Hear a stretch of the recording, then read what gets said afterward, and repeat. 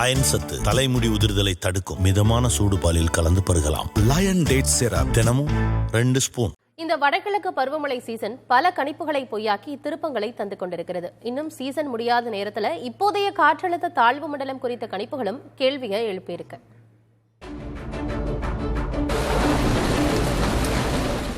இந்த சீசனில் கணிப்புகளை பொய்யாக்கியதில் பெய்ஞ்சல் புயலை குறிப்பிடத்தகுந்ததாக சொல்லலாம்.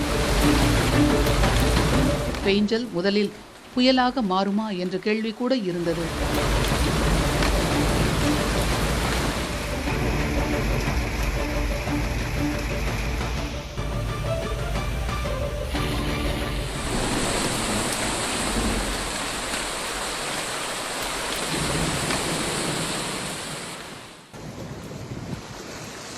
வங்கக்கடலில் உருவான போது ஆழ்ந்த காற்றழுத்த தாழ்வு மண்டலமாக இருந்தது. அந்த சமயத்தில் சென்னை நாகை இடையே புயலாக கரையை கடக்கும் என்று கணிக்கப்பட்டது.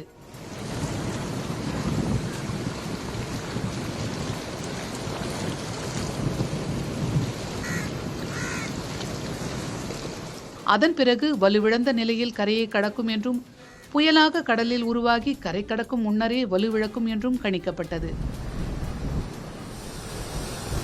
ஆனால் இலங்கை அருகே வந்தபோது அதன் தீவிரம் குறைந்தது.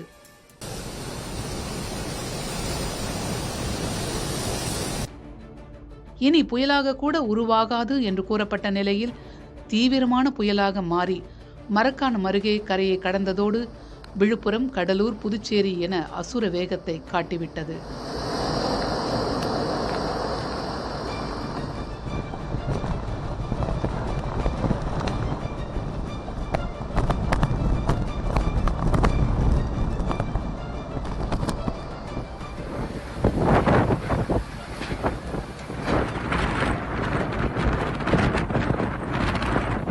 பெய்ஞ்சாங் புயல் புதுச்சேரிக்கு அருகில் நேற்று மாலை 5:30 மணி அளவில் கரையை கடக்க துவங்கி நேற்று இரவு 10:30 மணிக்கும் 11:30 மணிக்கும் இடைப்பட்ட நேரத்தில் கரையை கடந்துள்ளது.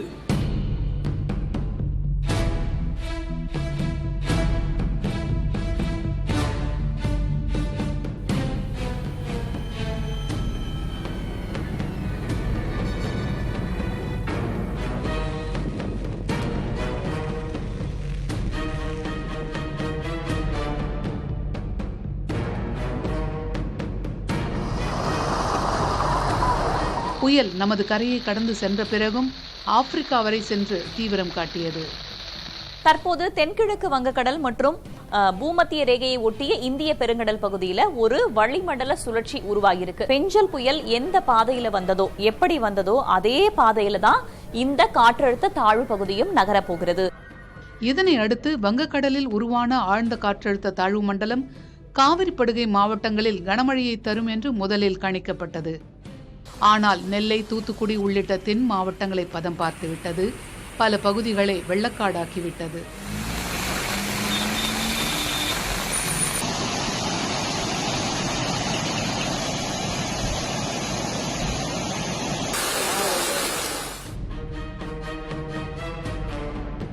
கணினி மாதிரிகள் இதெல்லாம் வச்சு பார்க்கும் பொழுது அந்த முதல்ல மாலை அளவில் சொன்னோம் அதுக்கு சாத்தியமில்லை என்று. பிறகு இரவில் அது வளர்ச்சி பெறக்கூடிய சூழ்நிலை வந்த பொழுது அடுத்த நாள் காலையில் தெரிவிக்கப்பட்டது. இது இங்கு மட்டும் இல்லை, அட்லாண்டிக் கடல், எந்த கடலில் கடந்த வருடம் அக்டோபர் நீங்கள் பார்த்தீங்கன்னா ஓட்டிஸ்ங்கிற புயலுக்கு கொடுக்கப்பட்ட கணிப்புகள் 112 கிலோமீட்டர் வரைக்கும் தான் காற்று இருக்கும் என்று சொல்லப்பட்டது. ஆனால் வீசப்பட்ட அந்த ஓட்டிஸ் புயல் வீசும் பொழுது 260 கிலோமீட்டர் வேகத்தில் வீசியது. புயலுக்குள் விமானங்களை செலுத்தி ஆய்வு விமானங்கள், ரெக்கனன்ஸ் ஃபிளைட்ஸ் என்பாங்க, அவற்றின் மூலமாக விவரங்களை பெற்று கூட கணிப்புகள் செய்யப்படுகிறது. அப்படி இருந்தாலும் கணிப்புகள் தவறுகின்ற பொழுது அதனுடைய டிஃபிகல்ட்டி தெரிஞ்சது, சயின்ஸோட டிஃபிகல்ட்டி புரிஞ்சது.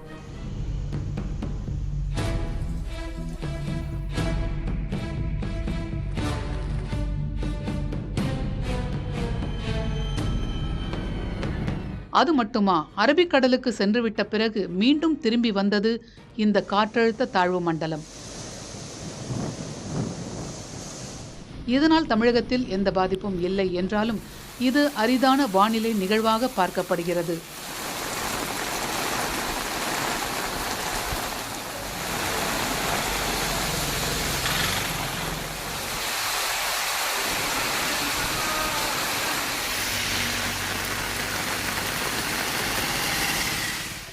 பின்னர் வந்த காற்றழுத்த தாழ்வு மண்டலமும் சென்னை, செங்கல்பட்டு உள்ளிட்ட மாவட்டங்களில் கனமழை தரும் என்று வானிலை ஆய்வாளர்கள் எதிர்பார்த்தனர்.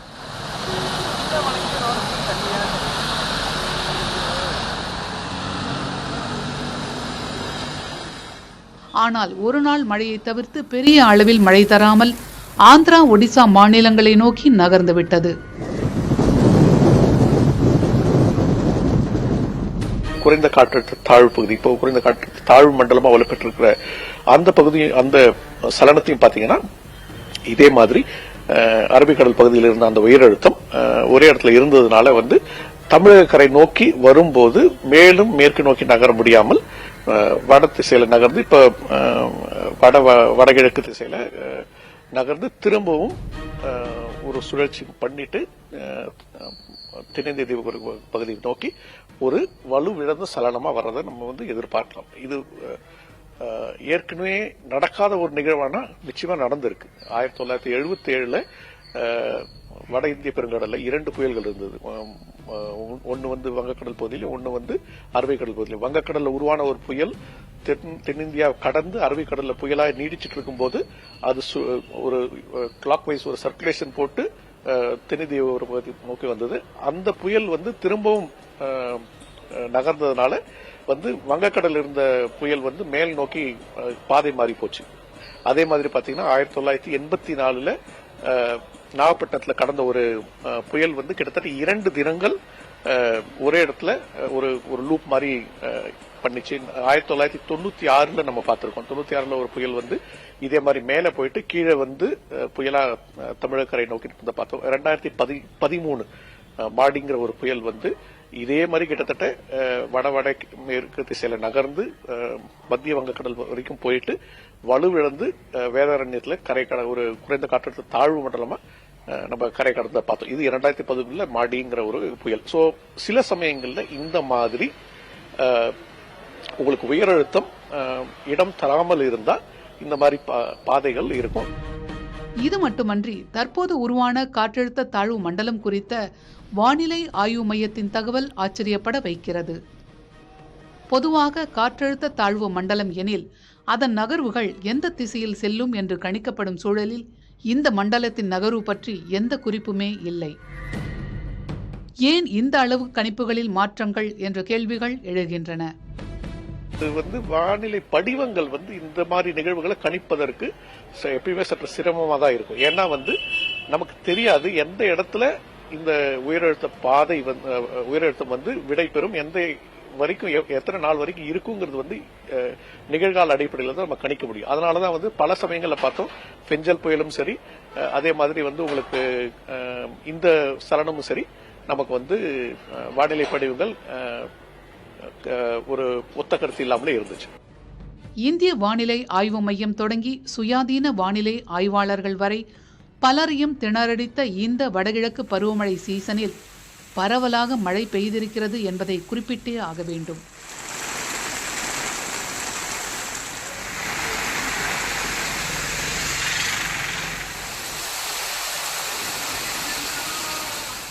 ஆனால் இந்த சீசன் எப்போது முடியும் என்று வழக்கமாக ஓரளவு கணிக்கக்கூடிய வானிலை ஆய்வாளர்களும் இப்போதைக்கு அதை கணிக்க முடியாத நிலை இருப்பதாக கூறுகிறார்கள்.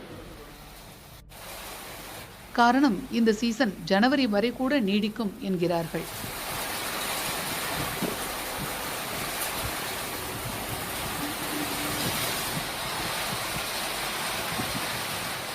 அயன் சத்து தலைமுடி உதிர்தலை தடுக்கும். மிதமான சூடு பாலில் கலந்து பருகலாம். லயன் டேட்ஸ் சிரப் தினமும் 2 ஸ்பூன்.